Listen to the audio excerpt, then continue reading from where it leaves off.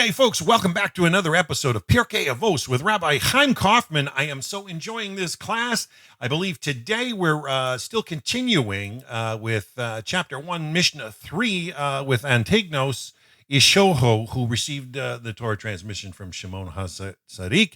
And Rabbi Coffman shared with us some of the great details of this last week, but I think he wants to continue with some wonderful stuff that has to do with the fear of heaven. And I find that this is a very, very unique angle that the Hebrew people teach, serving Hashem with a fear of heaven rather than a fear of God. And there's a real difference. And I know that Rabbi Coffman is able to share it soundly and thorough, and I just appreciate the energy that he shares with. So without any further ado, Rabbi Coffman, so glad to have you back. I'm really enjoying your show, Controversial Issues on Tanakh Talk, and your Q&A sessions. Some of these are wonderful, and I want to thank you for all you're doing. I thank you for being here. It's a pleasure, I'm sure. We have a great time doing this, doing controversial issues, answering people's questions, getting trolled a lot. It's a lot of fun. It's, try and help as many people as we can, try and get the message out there. It's not the normal, wouldn't be the normal way that maybe most people would do it, but, that's okay because, I'm not most people. And as I always tell people, I think God is very happy there's one of me in the world, looking for carbon copies that, that I can almost promise. So we spoke last week, the third Mishna about Antignos Ishoho. That what did he say?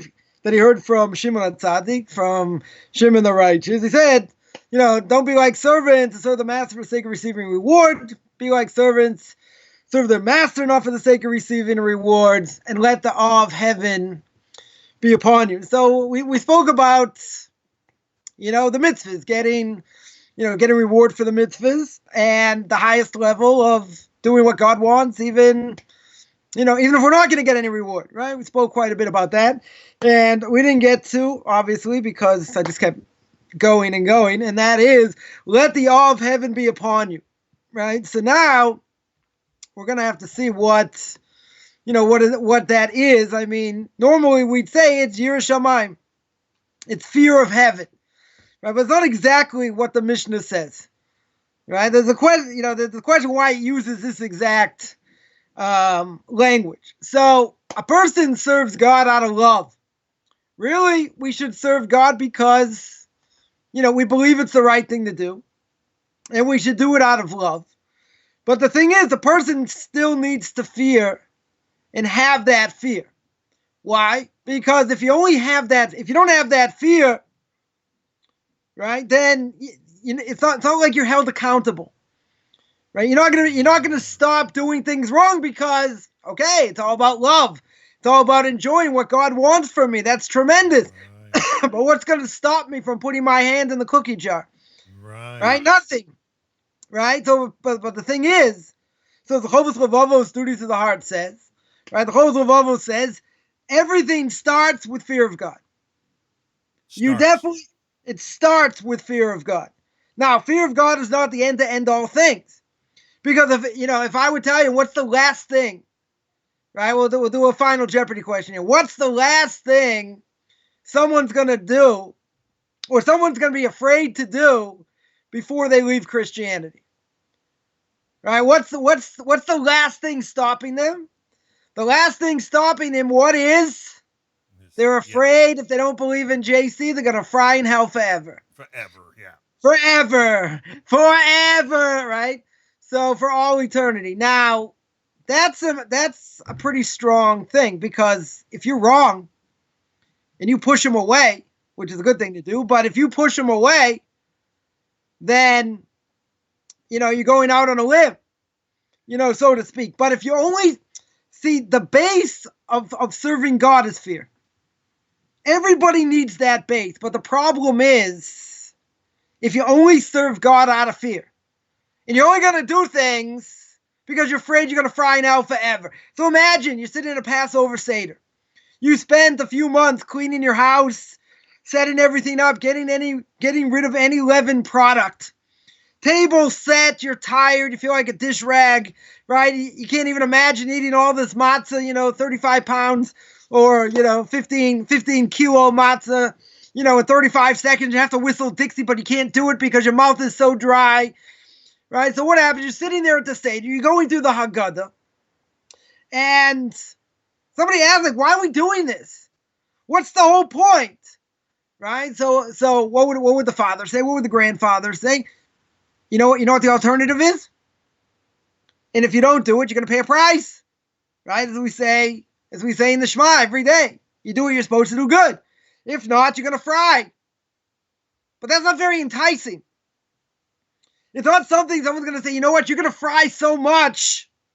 And you're going to be like, some people say that, according to the Zohar, if you transgress Shabbos, right, you do it on purpose or whatever, you don't repent, right? You get killed in this world if there would be a Sanhedrin, and you don't have a portion of the world to come. You get spiritually cut off.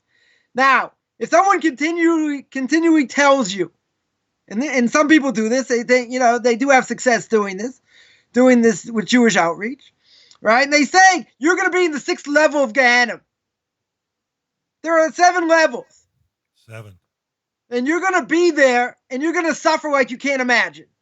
Now, someone who transgresses Shabbos, and they do it because they're under onus, they're afraid of the parents, whatever, and they say, look, they're telling me I'm going to be in the 6th level of hell. I can't do anything. I'm paralyzed. That doesn't bring people back. If you're Sephardic, it does, because they're much more closer to tradition. And if you tell them they're going to fry in hell forever, right, they're much more traditional, they'll hear it. Ashkenazim won't necessarily hear it, right? More intellectual, more other things, whatever it is, right? It doesn't matter. But if you tell somebody that, you kill them. Like my Rabbi says, if you live in the past, you have no future. Now that means if I continually think about all the things I do wrong, even if I do tshuva, I'm stuck. Doesn't mean you blow it off. It doesn't mean you say, oh, look, I did this on purpose. Then, like, okay, so I'll get punished. Big deal. So I'll move on. I'll do tshuva. I'll repent. I'll move on. No, that's not what it means. It means you have to take an accounting of what you do, but you can't dwell on it so much that you're paralyzed. You can't serve God. Right. So if a person only serves God because they're afraid they're going to fry in hell forever, their service of God is very weak. It's the lowest level of serving Him. It's like a child. It's like a child. Right? A child does things he's afraid he's going to get punished. Oh, that's beautiful. It's a deterrent. I'm not saying it's not a deterrent. It's not ideal. It's not ideal. It's skewed. Now, fear of God, I want to be, blasted over here. Fear of God is needed. It's crucial. But you also need love of God. Right? The base is fear, but it's not the end-to-end all. It stops people from sin. That's true. We'll speak more about it. But if you don't have love of God, and you're only afraid I'll never fulfill my obligation properly, maybe I had the wrong thought when I said the Shema, maybe this, maybe that, you're paralyzed. You can't serve God and be paralyzed. You can't be OCD and serve Him. You will get killed. And I deal with people like this. Because people say, well, if I did this, I do, and I repent afterwards, even though I was under onus. If you're under onus, you don't get a free pass. But it's not like you did it on purpose. Because there are other factors involved. So if a person serves God out of love, then the positive commandments, right? What are the positive commandments? Eat matzah. Keep Shabbos. Right? Put on tefillin or phylacteries, whatever phylacteries are. Right? That'll help you keep the positive commands in a more fastidious way. Now, if a person serves God out of fear, what does that correspond to? Negative commandments. Right? Do not speak lashon hara. Right? Do not speak badly against someone else. Don't steal. Don't murder. Negative commands. So you got fear and love, positive, negative. Now, as we mentioned, fearing God because you're afraid you're gonna fry in hell forever, and that's the only way you're gonna serve Him. Then That is a very low level. So what is the fear? So what is the fear over here? There's a much higher level of fear. The fear over here means what we call yiras, I'll say it in Yeshivish, yiras haromamus, or yirat haromamut, which means God's awesomeness. The fact that he created the heavenly sphere, the fact that he can run through a black hole, he created the great planets, the rings around Saturn, keeps everything in the world together, keeps everything going according to nature. And when you think about what he does, he gives us air, right? He gives us plenty of water. And imagine if we would put the Earth a little bit closer to the sun, we'd be incinerated, right? Wouldn't be able to live. If the Earth was a little bit further back, we'd be a frozen tundra, be like Pluto, even though Pluto got demoted as a planet. Nonetheless, right? Nonetheless, he keeps everything together, right? God is nature. So when you look at it in those terms of who God is and what God represents, that is a much greater level of fear. Why? Because if I don't do what the Creator says and look at everything he does, gives me air, gives me water, gives me food, gives me a place to live, we're not freezing. I mean, it's cold, but we're not freezing, right? All these different things. What happens when I go against what he wants? Right? It's not the fear, oh, you do this. You little turd, you're going to fry now forever. No, it's thinking about God's awesomeness in the world. And the fact that he represents nature. He is nature. He's beyond nature. Right? That's why Moshe Rabbeinu doesn't want to take out the Jewish people. Right? He looks up in the stars and he sees that an angel of God, an angel of the Jewish people, and an angel of the Egyptians, every nation has their guardian angel. Right? They have a guardian angel which pleads for their nation. So when Moshe Rabbeinu looks up and he sees an angel of God and an angel of the Egyptians, the angel of the Egyptians, they're intertwined like a double helix, right? Like a DNA molecule. So says Moshe Rabbeinu, I ain't going there. What am I going to go for? 100 times out of 100, the Jews will never escape. It's not like people say, oh, we're going to root for the underdog. They're gonna be like, the Americans against the British. And they're going to hide between the rocks. They're going to do ambushes. They're going to take them out. No. Never going to happen.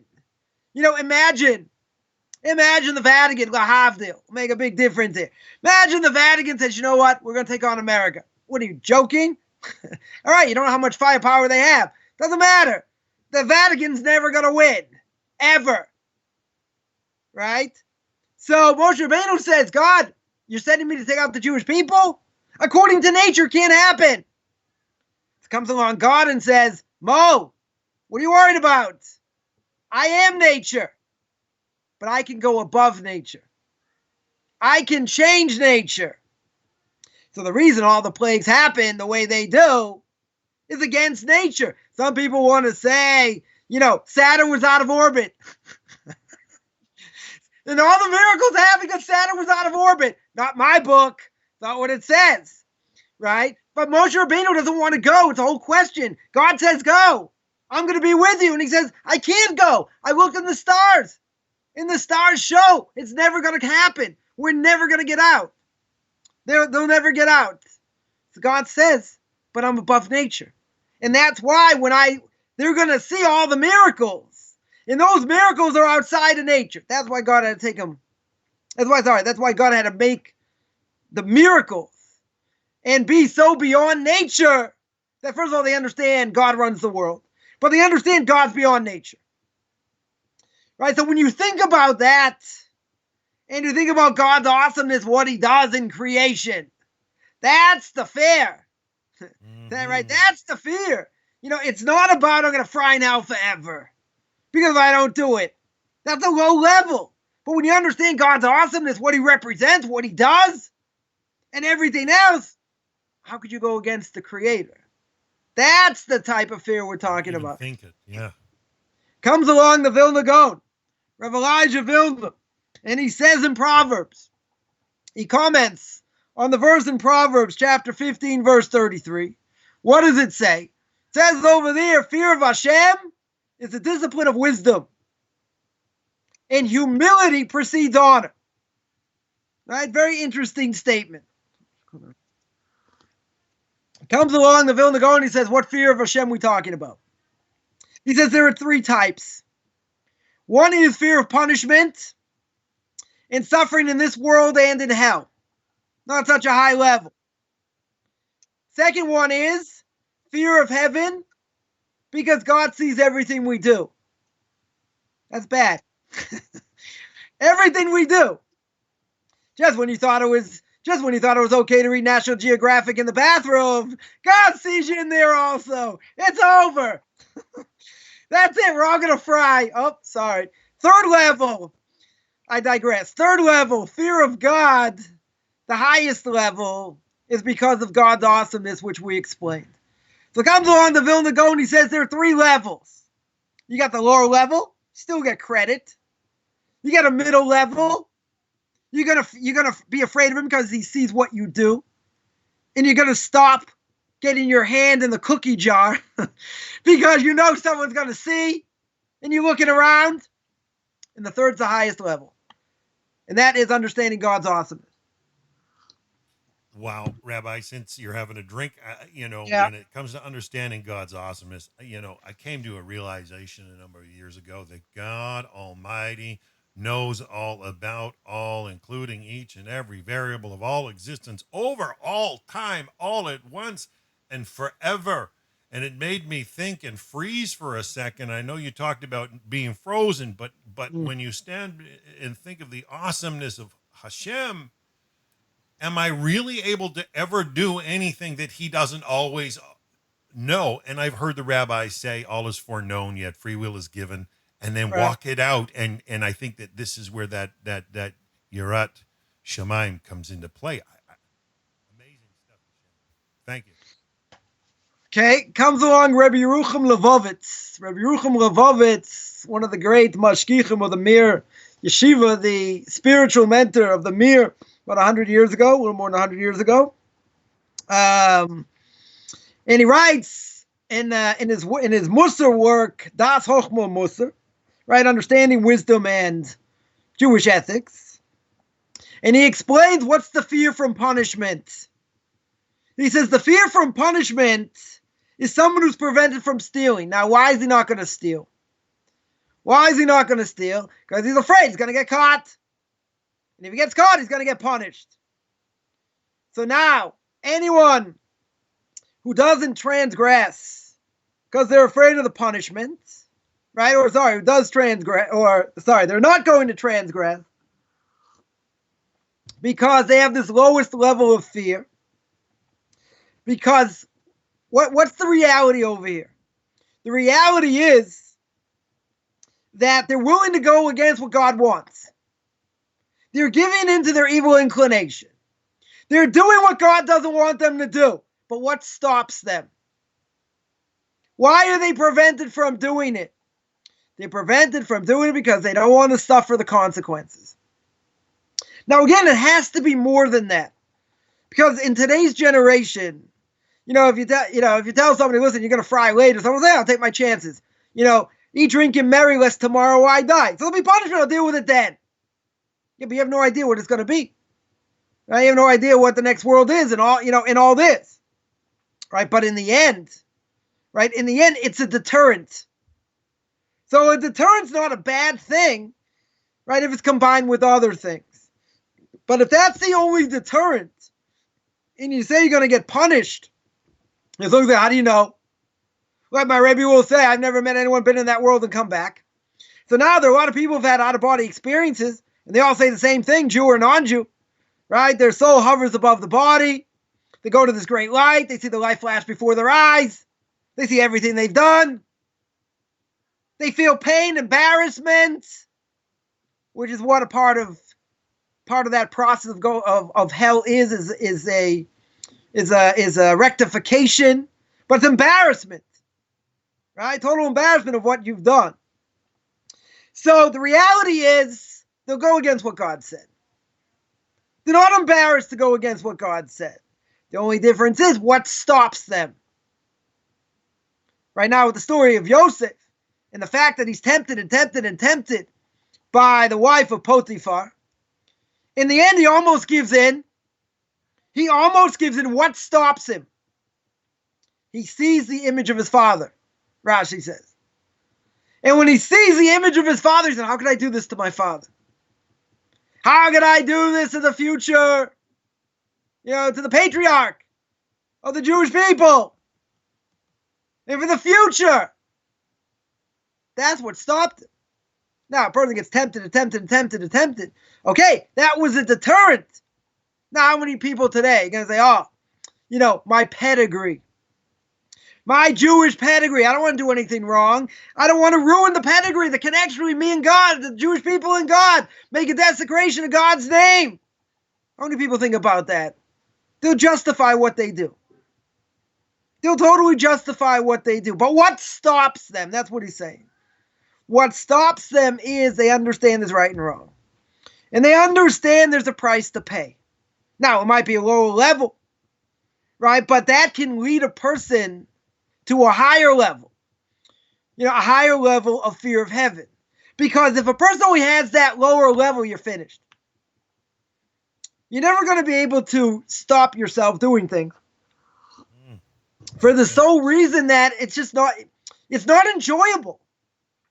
Even if you understand, and even if, you make it very graphic what the next world's like and what punishment is like, famous Beis HaLevi, the father of Rav Chaim Brisker, which we'll speak about in a little bit. The Beis HaLevi, in order to feel what hell was, every day he would put his hand near fire. By the end of his life, his hands were black. Now, why did he put his hand near fire?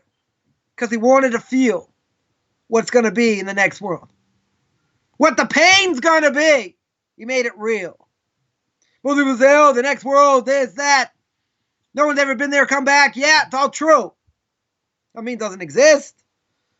Right? Comes on the Rambam and says, serving God out of fear. Right? Out of fear of getting punished. Not the correct way to serve. And the type of that fear is fit for children and simpletons, as we mentioned. The fear, though, of God is what we mentioned. Is that God's the King of Kings, created everything, gives us everything. He's worthy to fear because of his awesomeness. So it comes on the Rambam. The Rambam says, in the laws of the foundation of Torah, chapter 2, halacha 2, anyone wants to look it up. He writes how a person's supposed to love and fear God. He said a person contemplates God's great creation of the world, what he does, the stars, the moon, Saturn, those unbelievable rings. They fear an awesomeness, a great wisdom that's no measure or end. It's unfathomable. Therefore, by understanding God's awesomeness, he's going to love and praise God and have a great desire to know God's great name. In other words, the fear is going to it's going to lead to love. Now, it doesn't normally do that, right? In other words, if a person loves God and they want to serve God and they want to do the mitzvahs, right? The word love, I think we mentioned before, the word love is a hav, aleph, hey, beis, or some say hey, beis, means to love. What does hey beis mean? It means to give in Aramaic. So if you want to enjoy this world the way God wants you to, you have to give. It's not about just not doing certain things or whatever, but you have to give of yourself. So love will lead to fear of God. Fear of God, against what the Rambam says, no offense to the Rambam, fear of God does not necessarily lead to love of God. The Rambam says it does, if you have proper fear. Right? I'm just asking on that. If a person has that level of fear, he's going to come, meaning he understands God's awesomeness, great wisdom, create the world, all that. So if he understands all that, he's going to love and praise God. So it could be So my question is, okay, if it's on a lower level of fear, that'll never lead to love. The higher level of fear, the Rambam says, will, because you understand what he's doing. You understand, or let's say better, what he does in the world. Right? As we say every morning, paragraph before the Shema, we say that God is Machadesh B'chol Yom Tamid. God renews, present tense, renews creation every day. Why present tense? Amazing. Why present tense? Because it would be past tense, you'd say, well, if God himself, every second of every day, is not thinking about keeping the world together and all that, we go back to Genesis chapter 1, verse 2. Right? The chaos. Back in that Led Zeppelin album. Chaos. That's what it is. Right? So you're going to love God. You're going to praise him based on that fear. So now, this is what it means to place fear of heaven over you. In other words, it doesn't just say Yirah Shamayim. It doesn't just say fear of heaven. Right? What's the language here in the Mishnah? It says, let the awe of heaven be upon you. Why is it to place the fear of heaven over you? How do you do that? You do it when you contemplate the world. When you see that each creation is created with great wisdom. Abraham, at the age of 3 or at the age of 40, understood there was a God who created the world by design. And man's only a small, infinitesimally small speck of cosmic dust. That's limited in what it can do. This is the highest level of fear. Right? This is what it means to contemplate. Place the fear of heaven upon you. We see by Avram. Avram binds his favorite son, Isaac. Yitzchak didn't have any question about it. Went against everything he knew. Right? God said you're going to have a child. God changes Sarah's nature. According to nature, she never should have kids. Impossible for her to have kids. He changes her nature. And he promises he's going to have a child. And this child is going to be the progenitor of the Jewish people. Next in line. Comes along, God says, I want you to take him up. Right? I want you to take him up. Now, technically speaking, Karaites might be happy here. Technically speaking, what that means is to bring him up. It doesn't mean to sacrifice him. But everybody understands it means to sacrifice. Right? Bring him up as a sacrifice. This totally went against everything he knew. And that's why it was such an unbelievable test, because he didn't complain. He didn't say anything. He just went and did exactly what God told him to do. Which boggles the mind. If God tells you he's going to be the progenitor of the Jewish people, next in line, you can't say that you have to go up and slaughter him. Doesn't make sense. Right? And what does the Torah tell us? What does the Torah tell us? Torah says, an angel tells him, Genesis chapter 22, verse 12, do not stretch your hand against the lad, nor do anything to him. Why? Why? For now I know that you are a God-fearing man. Now I know you fear God, that you have not withheld your son, your only one, from me. Right? Looking at Yishmael is not his real son. Right? As the one who's going to inherit spiritually is Yitzchak. So that, you see by Avram, that all this goes against his nature. Since it goes against his nature, what does God say? Even though he's willing to do it. Some say actually he did kill him and he was brought back to life. There's a medrash that says he wanted to nick him even if he didn't kill him. He was going to make a blemish, something. They said, no, can't touch him.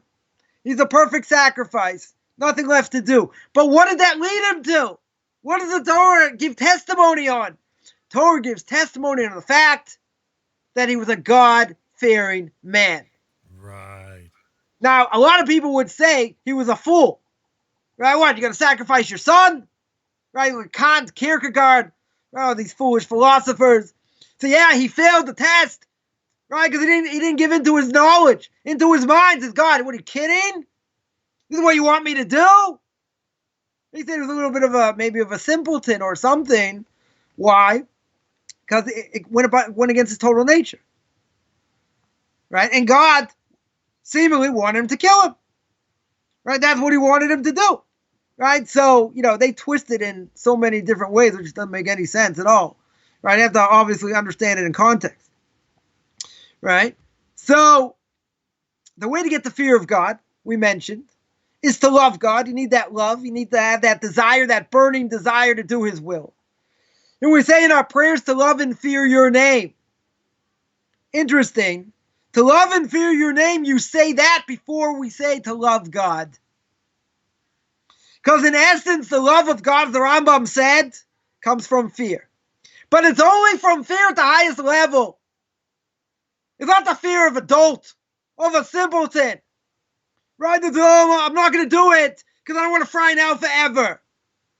It's going to lead you to love of God. It's not going to lead you to love of God. But if you understand God's awesomeness and what he does in the world, you say, okay, I'm ready to bow. You tell me whatever I have to do, I'll do it even if it doesn't make sense, which 80% of the Torah doesn't, logically. So now, comes along the Tosfos Yontif, Rav Yom Tov Lipman, a few hundred years ago. His commentary in the Mishna explains that the Avos, Avram, Yitzhak, and Yaakov, served God out of unbelievable fear. Right? What's the fear? The fear is they never want to do anything that's gonna cause them to falter and sin. God promises to Avram a son. What does Avram say? But I go childless. Where you're gonna give me a son? I'm old like a prune. My wife is like, come on. Okay, she was the most beautiful woman almost ever created. Right? Still, 90 years old, like a prune. Like, I don't have any kids. What are you kidding me? By Yitzchak. Yitzchak had the character trait of fear, right? He's bound. How old was Yitzchak by the binding of Isaac? 37. His father was about 100.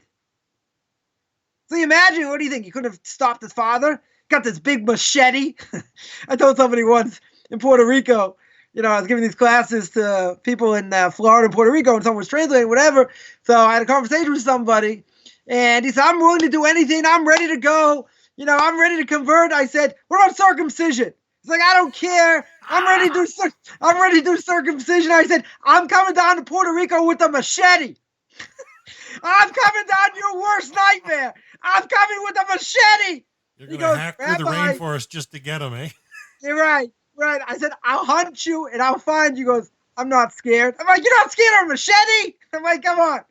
Anyway, I digress. Nonetheless, right? Yeah, Yitzchak was fear. He had the character trait of fear about being bound. Right? And being killed.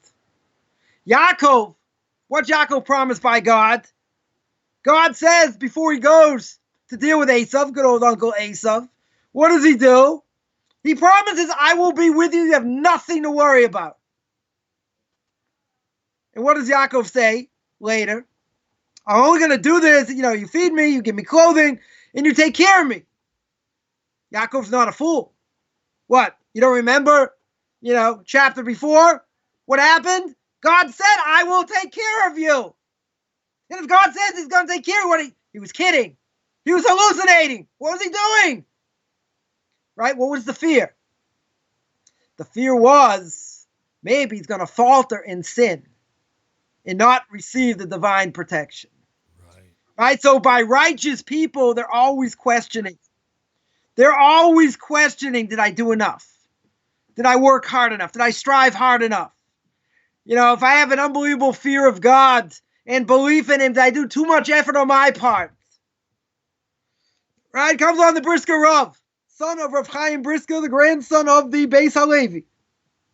Right? Rav Yitzhak Zev Soloveitchik, Zecher Tzadik Livracha. And my Rebbe, Rav Moshe Sternbach Shlita, should be well. He was very close to the Brisker Rav. And the Brisker Rav told him like this. Brisker Rav said when he was 9 years old, his father warned him. His father was like the Gadol Hador, was the greatest rabbi of that generation. Right? One of the Torah giants of that generation. And his father tells him, stay away from sin. He put into his heart everything we speak into is recorded in heaven. Now it's interesting. It's interesting that, the Chofetz Chaim, said, when you hear about, everything's recorded, and you're going to have to give an accounting, and your whole life's going to flash before your eyes, and everything you've ever done. Chofetz Chaim, in his time, there's already things that could be recorded. Right? There are already things that could be seen. Right? With video. So like the Chofetz Chaim said, and if this wouldn't have happened, we still wouldn't believe that's true. But now you know, because we're such a weak generation. Since we're such a weak generation, God himself says, you know what? I'm going to show. Just like something can be recorded in this world, just like now you're recording on YouTube. Right? Now everyone can see me. Hi! Right? Everyone can see me. So this is being recorded. So who's to say that upstairs in the spiritual world, something can't be recorded? Right? It's a parable. It's a parable for us. Brisker Rav also said that his father of Chaim certainly prayed fervently. He and his brother should be great rabbinic scholars. But he prayed his whole life. Right? So they should have fear of heaven. He would say psalms to Tehillim with tears that his kids should be true servants of God. That they should have enjoyment, that God should get enjoyment from them. There was also heard from the great Rosh Hashiva of Panovich, Rav Eliezer Man Shach, Zecher Tzadik Livrocha, who heard it from his uncle, Rav Mrs. Alman Melt. So we're talking, major Torah giants here. That we shouldn't be servants who don't serve God to reward, right? To receive reward. That we have to serve him with great love. Right? But it's not enough. You need to have proper fear. You need to have, what's the purpose of the fear? It's not because you're going to fry in hell forever. It's not necessarily this fear we've spoken about. This fear of God's awesomeness. What's the fear? This is a wild idea. I shouldn't say wild. It's an interesting idea. It's the fear to guard the love. And someone doesn't have the fear of heaven will not be able to have love of God. In other words, what are you using the fear for? To bring out the love. God says, I want the love. Right? But you can't get the love if you don't understand what the repercussions are. Right. It's not a free lunch. It's not I can just do whatever I want. Right. And there are no repercussions. But it's a guarding of that love. It's the connection. And that's going to lead to love, like the Rambam says. Not like I say. That's so critical. Now. Very well put, Rabbi. Why does it say Mor Shamayim? Right? You place the fear of heaven. What's the normal language? Yirat Shamayim. Yira means fear. Right? The root of the word is Reish Aleph Hey. Means to see. It can mean to demonstrate. Right? Like the Rambam. Right? The Rambam has a version of the Haggadah. It says you have to, normally we say you have to see yourself as you're coming out of Egypt. So we have to reenact all the things in the Haggadah. Right? So what is it? So what's the language there? The language there is lirot. To see, like to see ourselves. Rambam has a different version. The Rambam's version is leheiraot. What does leheiraot mean? Means to demonstrate.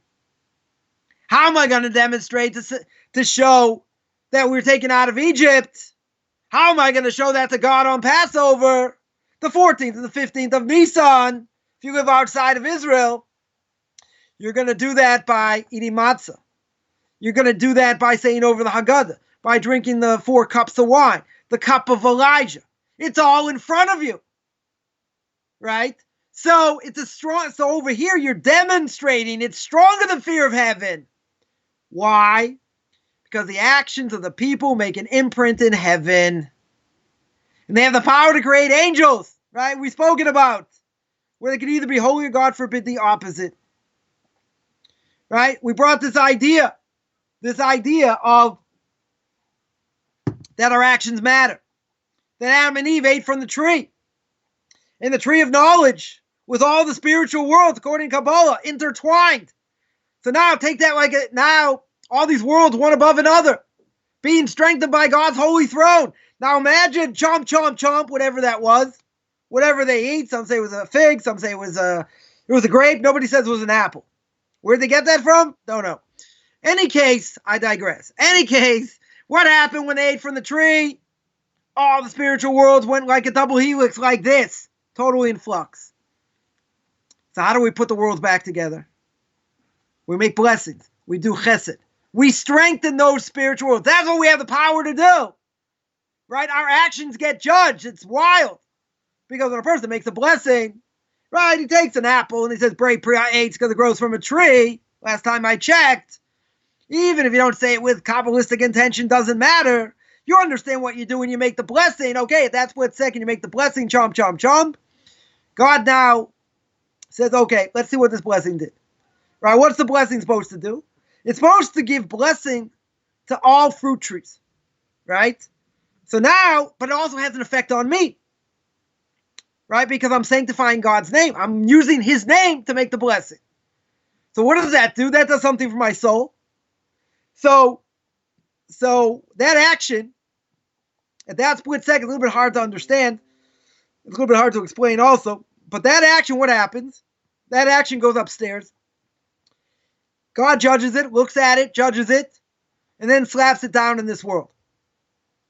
Right? When I mean slap it down in this world, it means the person's going to get benefit from it, or maybe, God forbid, if he did something wrong, and there'll be repercussions.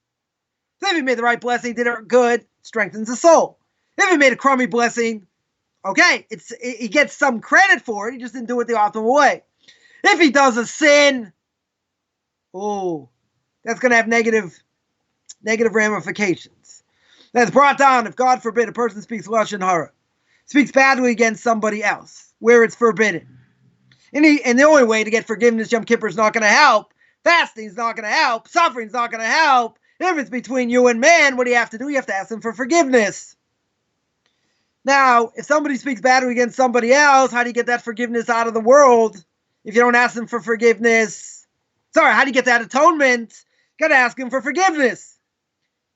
If you don't get forgiveness, you don't ask them, what happens? That still exists in the world. You don't see it. But that exists in the spiritual world, never disappears. And that's going to come upstairs after 120 years. Imagine you have a fly, bzz, like you're going like this or whatever. That's what it's going to be like. You're going to be standing in front of God getting judged. And all the lashon hara you spoke against somebody else, God forbid. You didn't ask them for forgiveness. So imagine, bzz, bzz, you're getting smacked. That's like a bad Three Stooges thing. Bam, bam. It never disappears. Never, ever disappears. So either we can do the right thing, or we can do the wrong thing. The repercussions we can't even imagine. Can't even imagine. So now, why does it say, let's see a little bit different angle of why it says the fear should be upon you. It should be recognized on your face.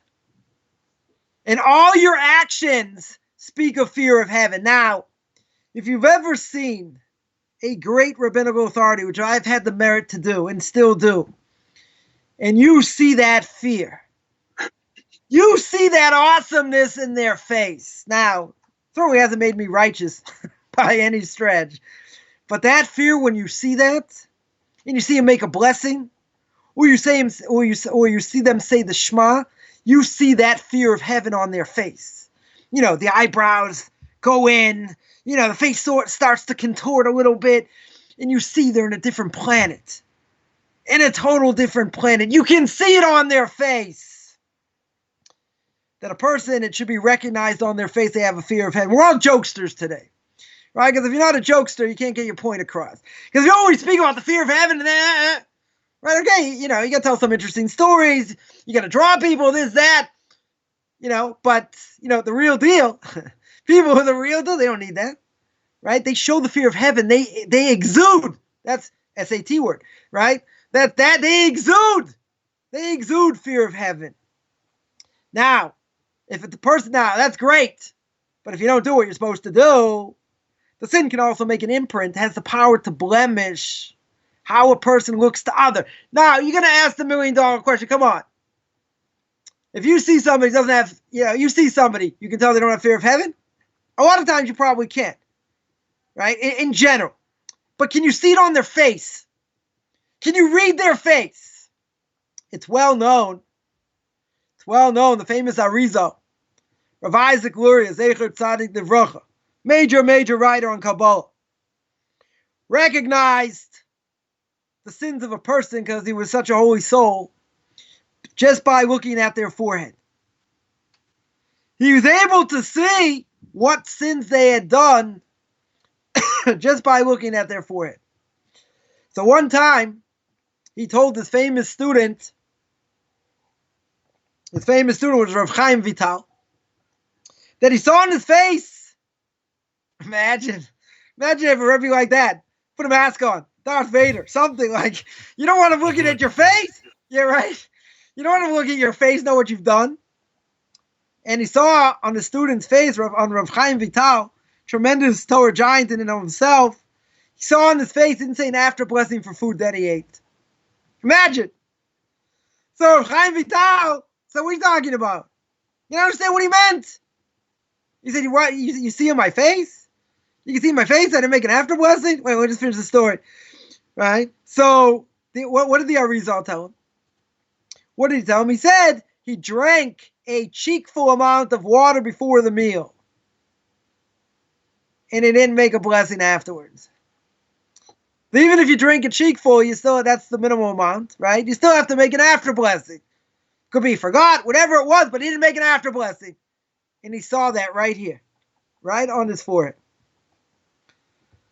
Yeah, you wanted to chime in?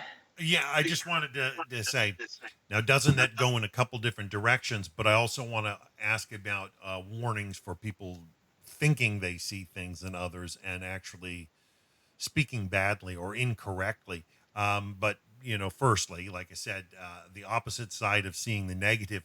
Now, was it not quoted of Moshe Rabbeinu how he had to wear a veil? I guess the people did not want to see the holiness shine. So, wasn't there holiness that came? But also, secondly, like I said, too often, especially today, as we've noticed a lot of trolls on social media, they're always looking to accuse somebody of something. Right. And they always imagine, like, the imagination of man sometimes is so wicked, and they see negative in others that may not, in fact, be there.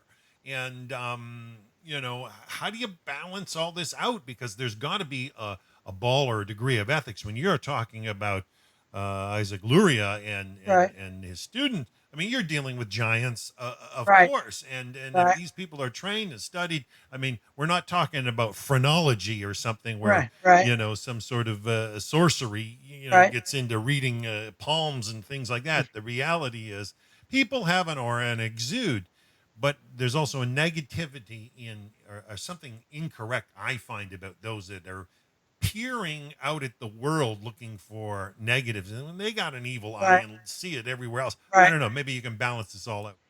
Okay, so I'll deal with the first question first. Moshe Rabbeinu went up to heaven, was almost like an angel in a human body, right? He reached the highest level of understanding almost that there is. There are 49 levels of understanding. He hit number 48, right? Almost the highest level, of understanding in the world. So when he came down, now this is a mistake that people mistranslate, another great mistranslation, right? It says he had beams of light, right, coming out of him, right, or whatever. It's really like beams of light. He's like glowing, right? So it says Karen Ora, or Karen Or. What is Karen? It means a horn. So when you see pictures of Moshe Rabbeinu, you see pictures of him with horns. Pretty bad mistranslation.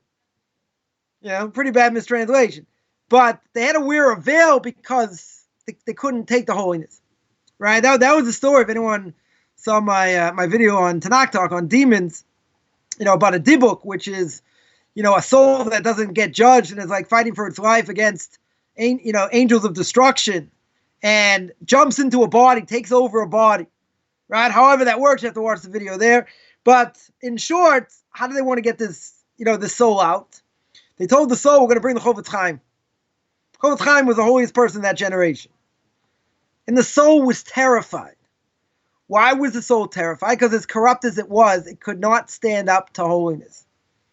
In other words, if you brought the home of Chaim within, a certain area of where this soul was, the soul would have exploded, right? It wouldn't have been able to take all that holiness. So Moshe Rabbeinu comes down, he's basking in God's glory, getting the Torah, and everything with it, and he glowed like a light bulb. People couldn't handle it, right? It was too much, right? So in that sense, he exuded, you're 100% right, he exuded the holiness. There are people today, you see them, they exude the holiness. Obviously not the same level, right? It's definitely not the same level. But you certainly can have that even on our level, and see that and witness and see how they make blessings, how they serve God, what their service to God is, right? On the other hand, what do you have? You have people who want to knock that down. You have people who want to troll. You have people that'll say, oh yeah, he thinks he's so great, this, that, he's one of these old fogey, whatever, learning these old books, and he thinks it's so great, and blah, blah, blah. So why do people need to do that? Right? So Lashon Hara in general, normally, someone who speaks badly against someone else, or someone who does something wrong, right? Normally they get some benefit, right? If they steal something, they get the money, right? They get the property, whatever it is, right? If they do something against someone else, they have something tangible in their hand. When a person speaks badly against somebody else, what do they have tangible? What benefit do they have in their hand? Nothing.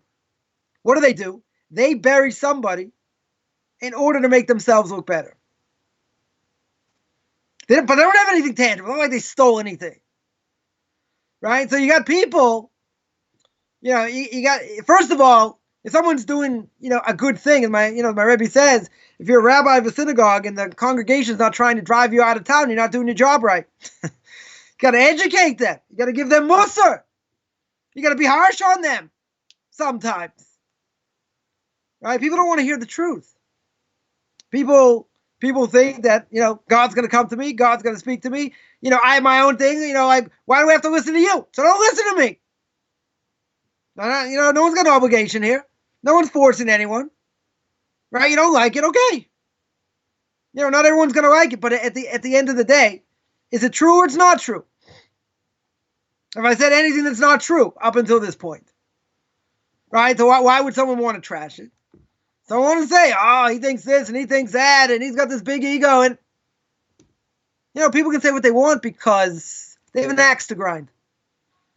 And there's no greater place of, even if you put your name to it, there's no greater place to do it than social media.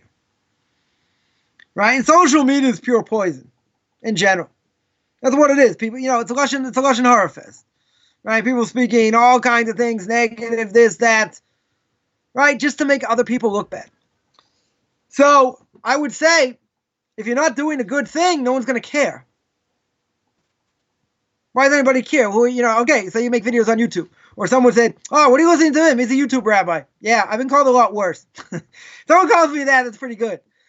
Right? But in the end, you can't get carried away with it.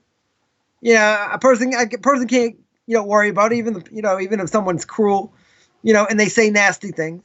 Right? In the end, they're just hiding behind a name. Even if it's their real name, doesn't matter. So they'll put all this stuff up in trash and blogs and it. Okay? Right, in my language, person's a wuss. Someone came out against the video I made a few days ago. At the beginning of the week and said, oh, what you're saying is utter garbage. What you're saying is this. What you're saying is that. Okay. I said, who? I said, I quoted Rashi. I quoted the Ramban. I quoted the Ibn Ezra. I quoted the Chaim. I quoted my Rabbi. I said, yeah, at the end, I spoke about statistics and how Karaites are going to flush themselves down the toilet. Yeah, I spoke about that. That my opinion? That's what statistics show. Reform and conservative movement going to disappear. Statistics show it. You think, well, it's your opinion. You're right, it's my opinion. But they're disappearing. That's the fact. 60, 70% intermarriage rate. So where's the garbage? If you're going to call somebody out, call them out and say, this is wrong. Right? Mentioned in my Q&A yesterday. Say it's wrong. And show me a source where it's wrong.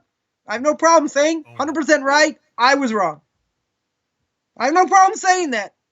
So we're not perfect. So we don't have all the knowledge in the world. I certainly can make mistakes. But you can't sit there and just trash something. Oh, you think this and you think that. Now you think you can interpret dreams. Did I say I can interpret dreams? I said what the Talmud says. Talmud says clear, dreams mean nothing. If it's a king, or if it comes more, if it comes more frequently, then it's something you might want to be concerned about. But the Talmud says dreams in general mean nothing. So I explain what that means. That means I know how to interpret. I don't interpret people's dreams. People don't come to me to interpret them, and even if they would, I would tell them, don't worry about it. Right? It's just a manifestation of a person's thoughts, what they went on through the day, the week, whatever. That's all it is. Again, it's not my opinion. That's documented. Right? So when the Talmud says it doesn't mean anything, it doesn't mean anything. I'm just quoting what it says. You got a problem with that? Okay. That now you want to turn that around, turn me into a pretzel and say, that means I interpret dreams? Did I say that? I didn't say that. I said what it possibly could mean. That means I'm not interpreting. I'm just telling you what the Talmud says and embellishing it a little bit. So people don't care. They don't have manners. They say what they want. No fear or awe of heaven, right? At all, right? They don't fear of anything. They're just going to say whatever they want. It doesn't matter. Right? So I should waste my time answering people. I'm not going to waste my time doing that. If I feel I need to, I will. If someone took a snapshot of my website and said, oh, he converts people. He only gives 2 classes, charges all this money. I'm like, first of all, if you're going to trash me, at least get the information right. Get the information, how many classes I give, how much I charge, and get it right. I took this person to town. And I made a video. Someone said, why am I wasting my time making this video?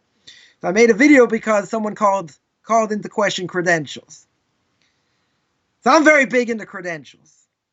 And this person is an absolute fraud. Everybody knows he's a fraud. Everyone deals with converts, no hides, knows this person's a fraud. You want to say what you want about me? I'm not perfect. I make mistakes, 100%. I'm not claiming to know everything. But at the end of the day, you are not going to call me a fraud. Not after 25 years of learning and having a connection with one of the top 5 rabbinical authorities in the world, according to everybody. You're an honorable rabbi. Don't. So whatever.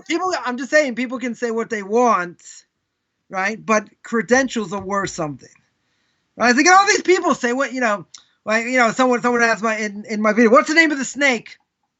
I'm like, the snake, the premortal snake, is either called the premortal snake, or he's called the evil inclination, or he's called the angel of death. What's his name? Shorty. What do you mean, what's his name? He doesn't have a name. That's his name.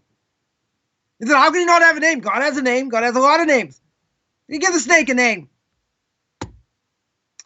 You see, but what happens is people just show disrespect. He's like, come on, you don't know he has a name? Yeah, he doesn't have a name. He doesn't have a name. That's what he's called. But what's his name? See, a little bit of information. People think they're like, they're like the greatest person of that generation. I know a little bit. I looked it up on Wikipedia. I know. So you got to tell me what the name is. Come on. People, yeah, this is what happens. Exactly what you said. I'm just venting here. But this is exactly what you said, that, yeah, there is no fear of heaven. Yeah. What are they afraid of? Even if they put the real name up there, what are they afraid of? I can say, well, you're degrading me in public.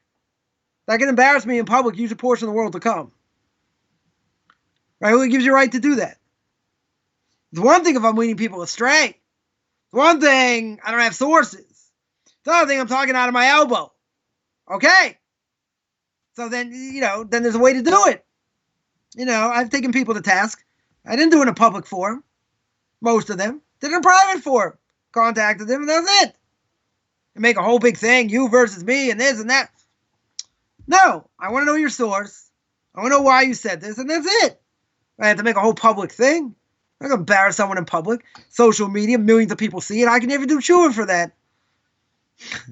You speak Lashon Hara against someone, they're going to believe it. Right? People will believe it. Maybe they will, maybe they won't. But if people believe it, you transgress 36 prohibitions. All one shot. So why should someone do that? Social media is very, very dangerous. Very, very dangerous. Right? So if I answer someone's question, even if it's in public, I'll be very, very careful. Try and be as clear as possible. Right? I'm not saying people can't disagree, but I want to make sure the information is clear. There are no doubts. Because then people can say, oh, you said this and you said that. Okay, again, if I'm wrong, I'll admit I'm wrong. But if you're going to trash someone and say, oh, you're talking out of your elbow, tell me about what? Tell me what I misquoted. And I'll put up there, I misquoted this. And the person was right. Got no issue with that. Plenty of things I don't know. Plenty of things, I've misquoted, before. It's not unheard of. But if to do it in an unhanded way and be nasty about it, that doesn't do anything. Just makes you feel better. Say, oh, he's nothing because I say he's talking out of his elbow. Okay, who are you? Exactly. So you got an axe to grind. There are a lot of people who have an axe to grind. Right? But in the end, whatever we do in our service to God, right? We want to do it the best way possible. We want to do it two ways. This is what the Mishna tells us. You want to do it by love, you want to do it by fear. Right? Fear, in this case, the fear of the awesomeness leads to love. That will lead to love. But a person has to understand, right? A person has to understand that if we don't do what we're supposed to do, it makes an imprint, physical and spiritual, has repercussions, and has the power to blemish how we look, which we don't even see it. Imagine if the Arizal lived today. He'd be going out of his mind. What do you see people do? Right? He'd probably faint on the spot. Because people do not exude that. Only great people do. Right? You can see they have an aura. They have an aura around them. It's very hard to explain. But they do have a real aura, around them, and that's only because of the years and years they spent working on themselves and serving God properly. But again, if not, you go in the opposite direction. You go in the opposite direction, but there are repercussions.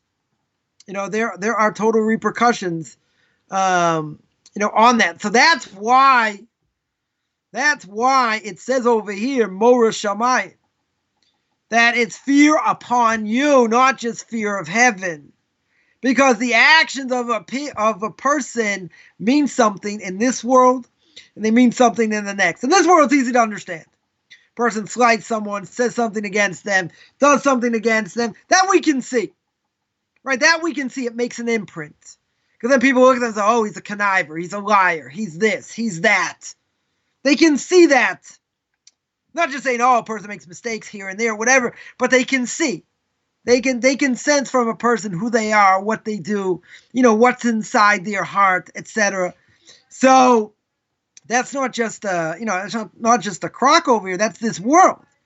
So now imagine if people look at you and they can sense certain things in what you do in this world. Imagine in the world of truth. Imagine where now you can't hide. Right. Behind anything. Imagine now part of Gehenna is seeing your life flash before your eyes. Right? You can't imagine a soul going through that. It gets embarrassed. Right? That's part of the process of getting fixed up. That's part of what hell is reliving all the things that you did. And you can't deny it. It's all being recorded, like right now. Right? A person's got two angels. Follows him everywhere. His whole life, just videotaping. It must be a boring job. Fred, John, must be a boring job. So just sitting there and videotaping the whole time. Right? But when you get upstairs after 120 years, God says, okay, Fred, John, videotape. Let's go. Let's see. What do you do? Goes on the screen. Right? It boggles the mind. But we don't think in those terms. We just live our lives. Have it easier. Sometimes we have it harder. Whatever it is. But in the end, at the end of the day, we will stop doing certain things because, we don't want to pay the price. But that's not the only reason we're not going to do it. right? Because the more a person learns, more a person goes through Musar, through ethics. They understand what their purpose in the world is, right? You read the book Derech Hashem, which I'm going to give this class again on Sunday, Noahide Nations, on the introductory class on the purpose of man, the purpose, what we're doing here, what the world looked like before Adam and Eve sinned, reincarnation, the basics of what the world's all about, how spiritual forces work, these things. Yeah, it's all steeped in Kabbalah, 100%. Right? But a person has to know how to navigate this world. And if you don't know how to navigate this world, you are lost. You are going to be 100% lost, because whenever a person gets, is in a situation, let's say suffering. We'll take one example. I know I'm already over time here, so, never underestimate how much I can talk, right? So you got all the time you need, Rabbi. Imagine a person suffers, goes through suffering, real suffering, but you understand where suffering comes from. You understand what the purpose of it is. Person does tshuva, works on himself, this, that. He becomes a better person through it. You understand the bigger picture. Now, I'm not going to say 100% that makes it easier. But if you understand the bigger picture, you got, as my father, a blessed memory, would say, I got a shake. I got a chance to be able to overcome it. But if I don't have that vessel to do it, then when a person gets a challenge, they are finished. They just get stomped into the ground. Just like an ostrich sticks his head in the ground. It's over. Now, I'm not saying a person, even with all that knowledge and understands where it comes from, doesn't mean it's not painful. Not a masochist over here. We're not interested in being a masochist, right? But in the end, you understand where it comes from.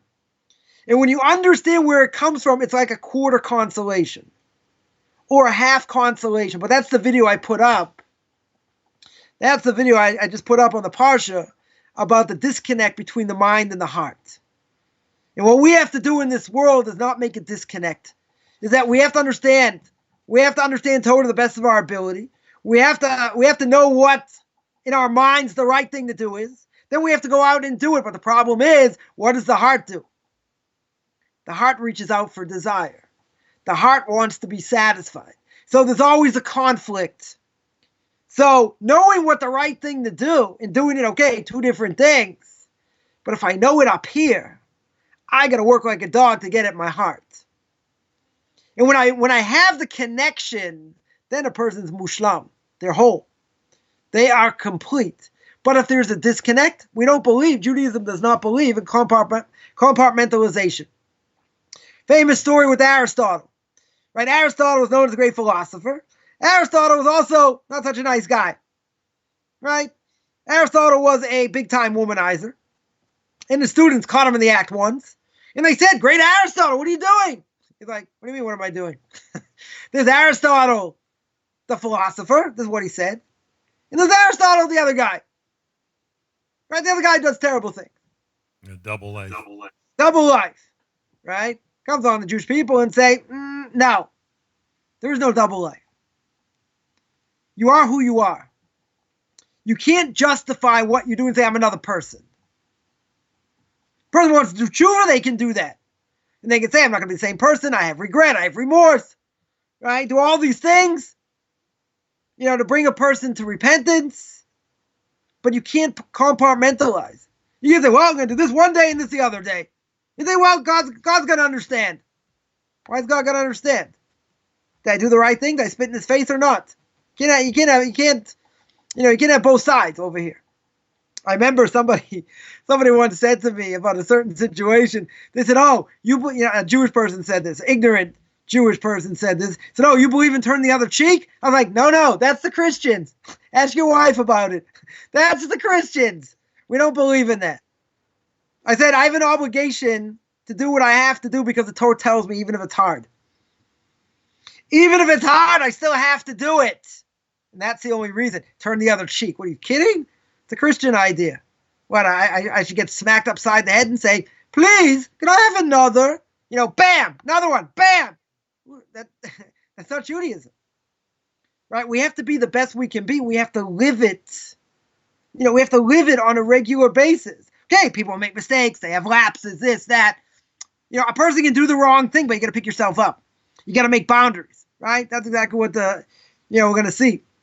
We're going to see later, the third chapter on making boundaries, right? The rabbi is making boundaries. You got to make boundaries. The evil inclination does not let up. The evil inclination is greater, unfortunately. It's greater than the Energizer Bunny. The evil inclination just goes and goes and goes. Doesn't matter. Gets knocked down, it gets beaten, it'll come up somewhere else. Doesn't matter, you knock it down, it comes back. Doesn't matter, it could come and come and come and come, and it never stops. So you have to fight. You have to fight with everything that you have. In order, to stay on an equilibrium. That being said, even if a person does fall, you got to work hard. You got to work hard to pick up the pieces. Because if not, what does the evil inclination do? The evil inclination brings all kinds of doubts in the world. Right? The Avos says in Duties of the Heart, in Shar Yichud HaMa'isa, chapter 5, because that's where we're holding, and it's speaking exactly about that. But all the doubts the evil inclination brings, all the doubts in the world. Who to say the prophecies are true. What about Christianity? What about these other things? Maybe these are true. Brings all kinds of doubts in the world. But the Avos has a fundamental principle. And the fundamental principle is you have to understand what God does in the world. You have to understand how he runs the world. You have to understand what the makeup of it all is in the bigger picture. Because once you understand that, that's what you focus on. That is the mantra. And when you have that as the mantra, you take the evil inclination, go bink, and you knock it off. Right. Because that's exactly what you have to do. Because if you don't, the evil inclination got you wrapped around its finger, and it's over. Wow. Well, this is an awesome class, Rabbi. I don't know if you want to wind it up. We're about an hour and 15 minutes in. But can we tie this all together with today's Mishna, especially around the fear of heaven or the awe of heaven, as you say?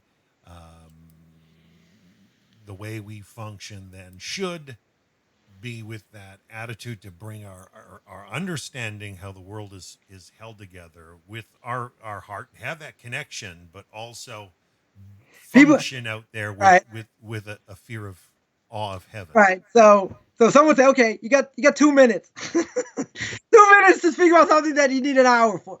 Okay. So the idea, the idea is we want to be the best we can be, right? As a Jew or a non-Jew. Now, God understands when we make mistakes. God understands there's onus, there's other things, etc. But a person has to realize there is no free lunch, that there will be repercussions, for what we do. So the lowest level, a person is going to say, okay, I fear God. I don't want to fry in hell forever. I'm about to put my hand in that cookie jar. Nope, not going to do it. Because I know someone's going to say, who ate that cookie, right? You're finished. Right, so that's the lowest level. But what we have to, right, as Rav Victor Miller, Zecher Tzadik Livracha, was very big in this. He would say you got to go out to nature.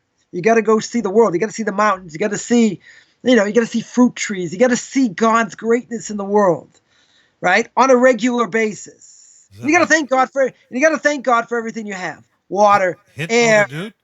Is that what you're talking about? Doing hitbodedut, I think is how you pronounce it. Yeah, I'm not necessarily talking about that, just going out, and communing and praying out there. But he used to take walks. Victor Miller used to take walk in parks and, different places and just contemplate God's greatness. He didn't sit there and meditate. He went out, he had to go for health reasons. And he would think about God's greatness in the world. He would think about how to see God, in the world. And thank him for everything we have. Because when you do that, you raise yourself to another level because you realize you're nothing. You realize he's everything. And then you say, like the Talmud says, that how can a person ever sin? A person only ever sins that when it says that nichnas boy ruach shtus, when it enters a person a foolish spirit. Why? Because if a person really understands how God runs the world and what God is, how in the world could you rebel against him? Forget about it. I'm going to fry. I'm not going to fry. Whatever.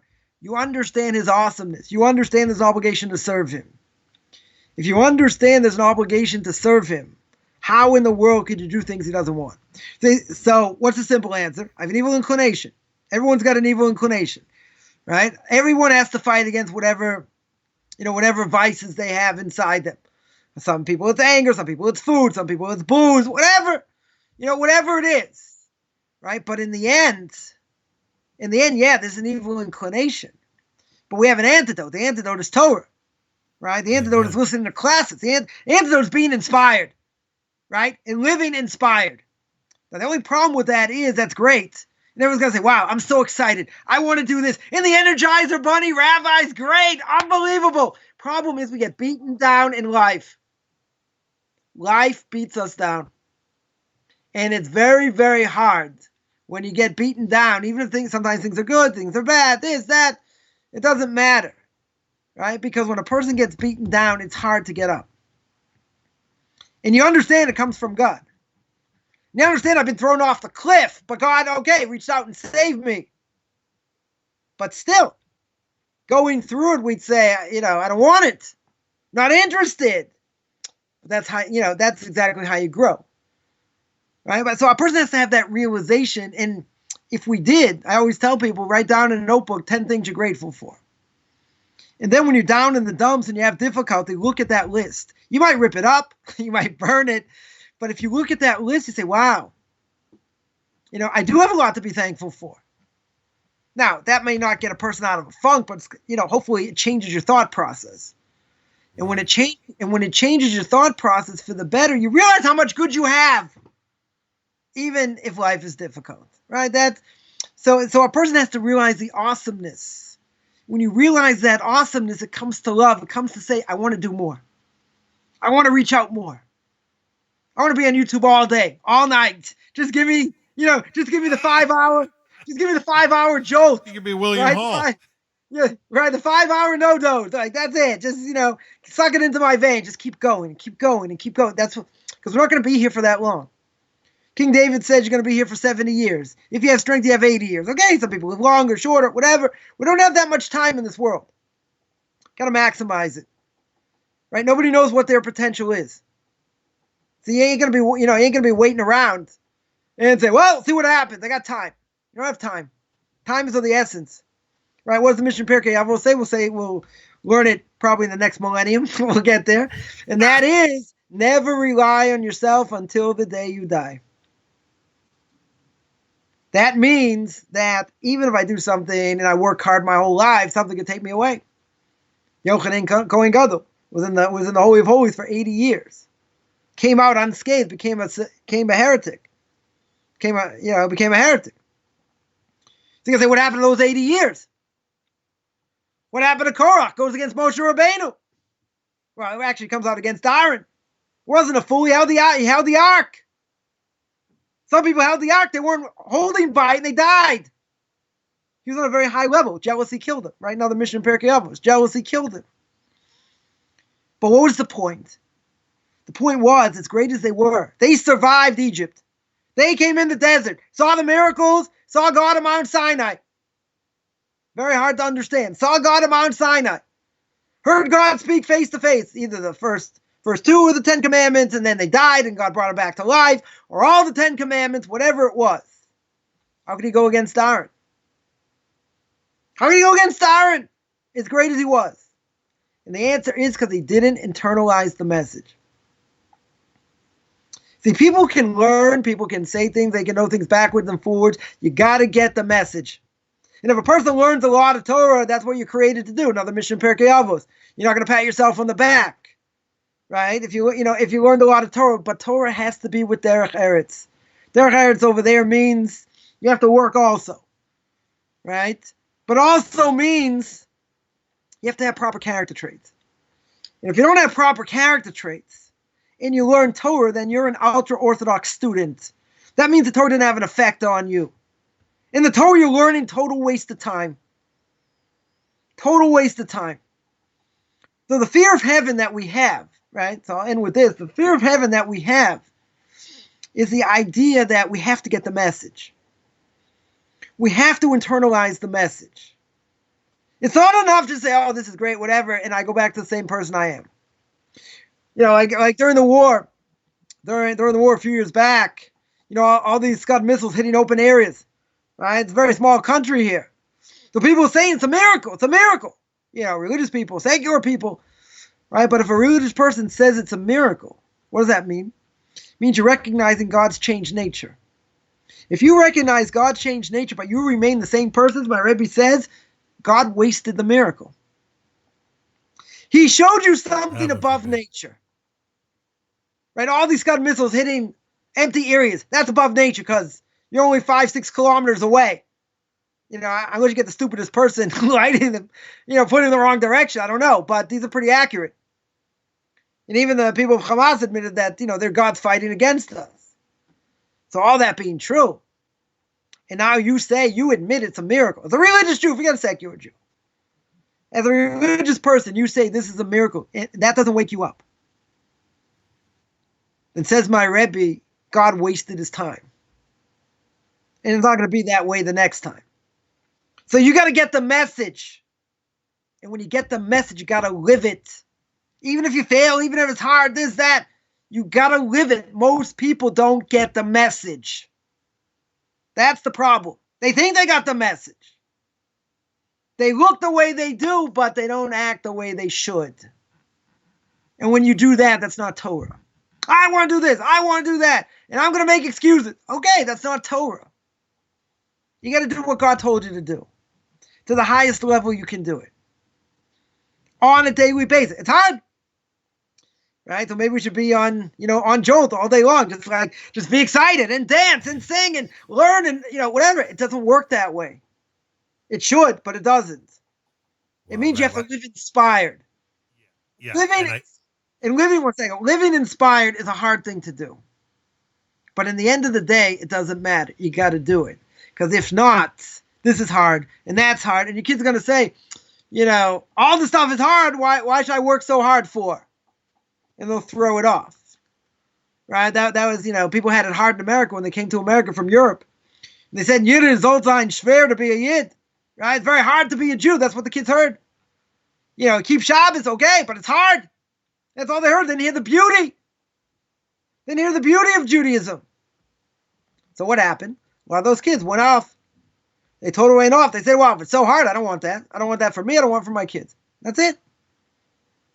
It killed a whole generation of people. So, okay, I did it in 8.5 minutes. Not bad. Well, Rabbi, we really appreciate. I think you've really punched home a wonderful point here in the end. And, even before the show, I was chatting with another Noahide who had asked me a question about dealing with some family members and spouses and things like that. And in the end, I had to say to them, never forget, it's more about doing what's right rather than being right. And I left it at that. And I think you really punched this home as far as what the fear of heaven, the awe of heaven needs to encompass in our lives. And it's more about understanding the balance of our love for Hashem and walking appropriately and actually connecting it all together. I think you did a wonderful, wonderful lesson today. I want to thank you personally. And I hope that all those out there share this message online, folks. Don't be afraid to share it on Facebook or YouTube or Twitter, social media. Punch it out there. I want you to, maybe reach out and support Rabbi Chaim Coffman. He does so much. He's trying hard. And more than just trying hard, he's sharing the Orthodox truth. And you can catch him on his YouTube site. He does many broadcasts, or his webpage, orthodoxconversion.com. And I'm so thankful that he does take the time out of his very busy schedule. I think he's doing 9 or more a week. And I'm glad that he takes the time to share with us, B'nai Noach, some of this deep, wonderful truths, Pirkei Avos, the ethics of the fathers. And to me, there's a lot of life blood there for us, folks, and I hope we can learn to appropriate. Any final words, Rabbi, before we sign off? So, when it comes to suffering, everyone who listens to this, I'm sure you get a straight path to heaven. After listening to my tirade, you go straight in. You guys are good. We love what we do. That's what we're here for. As I always say, anyone's got any questions, I'm on Facebook, Beyond Orthodox Conversion Judaism. You can send me a text. I'll be more than happy to answer anyone's questions, etc. But again, we have to live what it says. That's that's the goal, and it makes us who we are. So you got it right from the rabbi's mouth. And like he said, he's only human, but he's sharing what his 25 years of study have brought him. And he's heard it from wonderful rabbi that have gone before, and you're getting straight goods from an honest gentleman, folks. So are we on for next week, Rabbi? Is your schedule allow for it? That sounds like a plan. Going to speak about got a hot topic next week. Speaking about the having rabbis in your house, having your house that is a meeting place for the sages, sitting in the dust of their feet, drinking in their words. So got plenty what to speak about the rabbis next week. See how far we get. See how far we get with that. So that should be a lot of fun also. Excellent. And I'm sure there'll be applications for the Noahide. So until next week, folks, we'll post it on social media. Don't be afraid to share this broadcast. Folks, have a wonderful week. Thank you from myself in Western Canada and from Rabbi Coffman in Israel.